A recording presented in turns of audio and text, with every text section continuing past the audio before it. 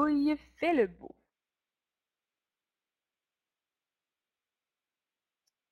On est parti. Zargouille et Lézardeau se connaissent depuis qu'ils sont hauts comme trois araignées.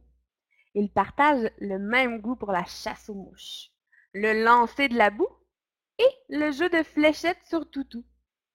Chaque samedi soir, les deux complices suivent avec passion Monstre Academy à la télévision, en dévorant des sauterelles caramélisées.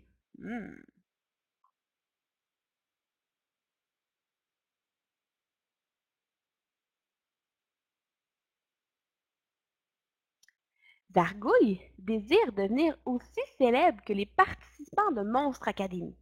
Il a même élaboré un plan pour y parvenir. Mais lorsqu'il confie son idée à Lézardeau, celui-ci s'étrangle de rire. Jamais rien entendu d'aussi drôle. De monstrueuses pensées envahissent alors l'esprit de Zargouille. Mais bon, se raisonne-t-il, on ne zigouille pas ses amis à la moindre broutille.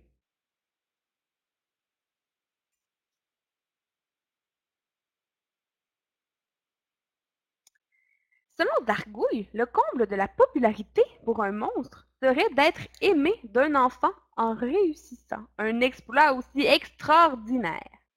Zargouille est convaincu de voir sa photo en première page des magazines, tout comme les vedettes de Monstre Academy. Lézardeau tente de lui faire changer d'idée. C'est un procès complètement farfelu, grosse-nouille. Les enfants nous fuient depuis toujours. Ils recueillent bien les chiens et les chats, réplique Zargouille. Pourquoi pas les monstres? Parce que nous sommes affreux, postillonne Lézardeau, pressé d'en finir avec ses bêtises. Eh bien, il suffit que je devienne mignon, s'exclame Zargouille, d'un ton léger.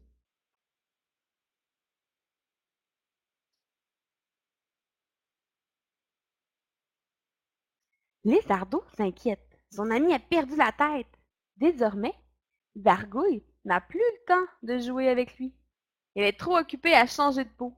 Il va se faire arracher les poils, brûler les verrues, redresser les dents, et il supporte toutes ces tortures sans dire un mot, puisqu'il il faut souffrir pour être beau.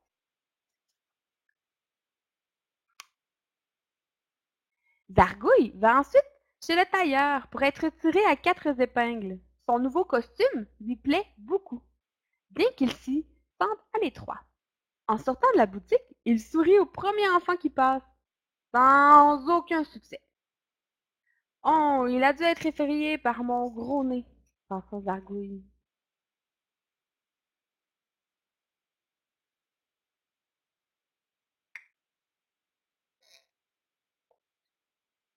Zargouille se fait donc refaire le nez. Pourtant, en enlevant son pansement, il constate qu'il a toujours un museau digne d'un tyrannosaure. Il comprend alors qu'il n'aura jamais un joli miroir. Zargouille engloutirait bien quelques-unes de ses brochettes préférées pour se remonter le moral. Mais il ne peut pas, car il suit un régime très strict.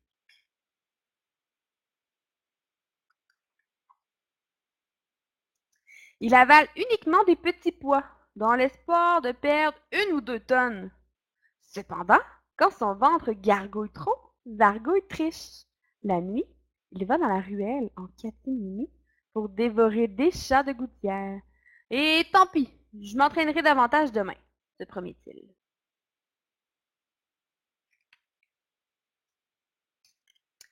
Chaque matin, Zargouille va au gymnase afin de remodeler sa silhouette.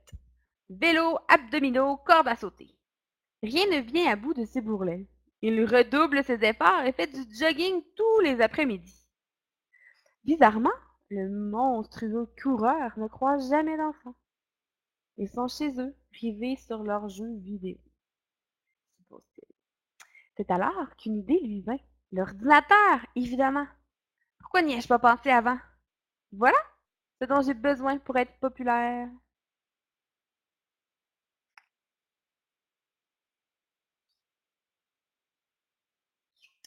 Dargo, il s'inscrit donc au site internet sefairedescopains.com. Monstre jeune, d'esprit actif et d'apparence soignée, cherche amitié avec un enfant. Sa fiche est sans flafla. Sa photo fort ressemblante, peut-être un peu trop car personne ne répond à son annonce. La chance lui sourit soudain quand arrive enfin son tour d'être désigné membre vedette du site. Il échange de nombreux courriels avec des amis potentiels. Une petite fille émerge du lot lorsque Zargouille et elle se découvrent une passion commune pour lancer de la boue. Wouhou! Ils conviennent d'un endroit pour se rencontrer en chair et en os.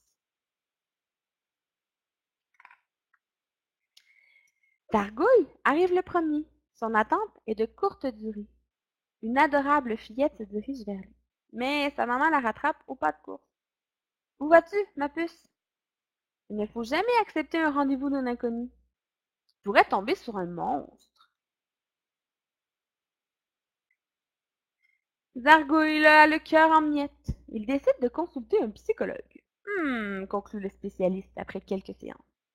À force de vouloir plaire aux autres, tu as perdu de vue l'essentiel. Mais comment le retrouver? Bredouille Zargouille. Ferme les yeux et songe aux choses qui t'amusent, aux gens avec qui tu es bien. Le sourire de Zargouille s'élargit à mesure que des merveilleux souvenirs refont surface.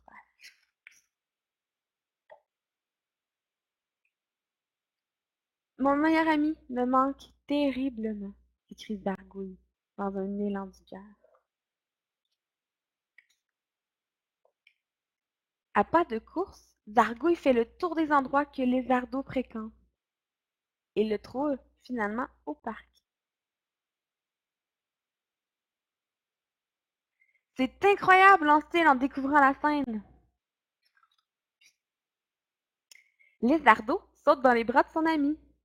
Ah, Zargouille, ton idée était géniale. Je te présente ma bande de copains. Mais comment tu fais pour les attirer, les os? Ben, je leur ai juste demandé s'ils voulaient jouer avec moi. Mais à quoi? À des jeux de monstres. Voyons. Depuis que Zargouille est redevenu lui-même, sa cote de popularité a grimpé en flèche. Désormais, il est le plus heureux des monstres monstrueux. Et voilà, c'est ce qui conclut notre livre Zargouille. Donc, comme je l'ai mentionné tout à l'heure, là, j'ai eu un problème, donc on n'a pas pu lire Le Loup. Donc, Le Loup va être la semaine prochaine, mercredi prochain, à 19h15. Donc, je vais être là pour vous lire Le Loup qui s'aimait beaucoup trop. Donc, j'espère que vous avez apprécié Zargouille, puis on se revoit la semaine prochaine. Merci, bye bye!